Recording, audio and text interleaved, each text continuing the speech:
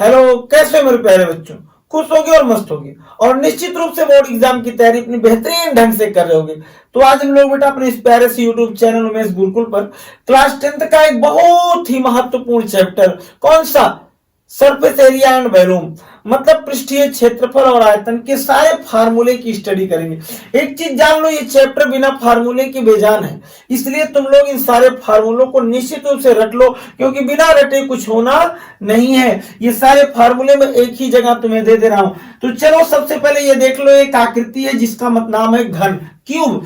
Cube का मतलब ये होता है उसकी सभी साइड एक दूसरे की इक्वल होती हैं। अगर मैं घन की भुजा को, क्यूब की साइड को ए मान लूं, तो बेटा घन का आयतन जो होता है ए क्यूब, और घन का जो क्षेत्रफल होता है वो क्या होता है बेटा?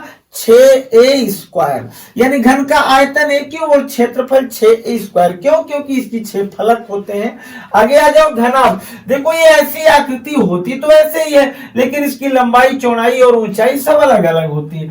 तो अगर इसमें कोई पृष्ठीय क्षेत्रफल पूछेगा तो 2lb plus bh plus hL, और अगर पार्श्वीय पूछेगा, पार्श्वीय पृष्ठीय क्षेत्रफल, तो 2l plus b into h और प्लस lb। कोई पूछेगा क्यों सर, तो कह देना क्योंकि पार्श्वीय में ऊपरी वाला हिस्सा क्या होता है? निकाल दिया जाता है।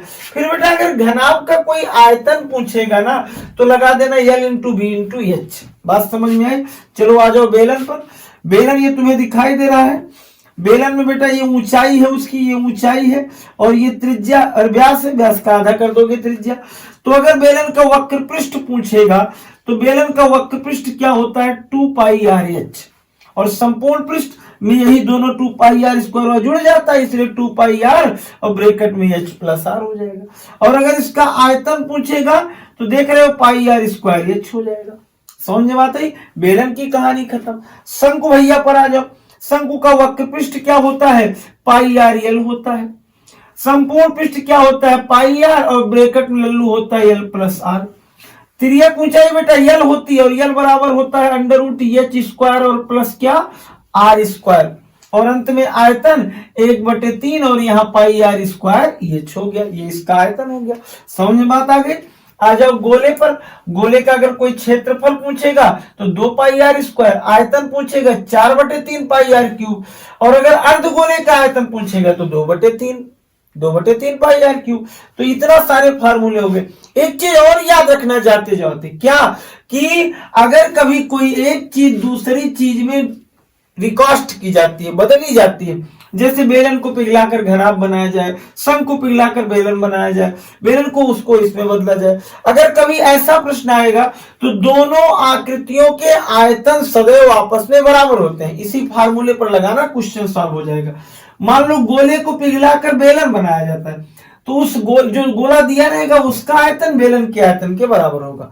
अगली चीज, अगर कभी ये पूछे कितना पानी भरा है तो आयतन, कितना भूसा भरा है तो आयतन, कितनी हवा भरी है तो आयतन, ये निकालना है। अगर कहे ना कितना किरमिच लगेगा, कितना सरफेस उसका बनाने में पेंट लगेगा, तो पृष्ठीय क्षेत्रफल।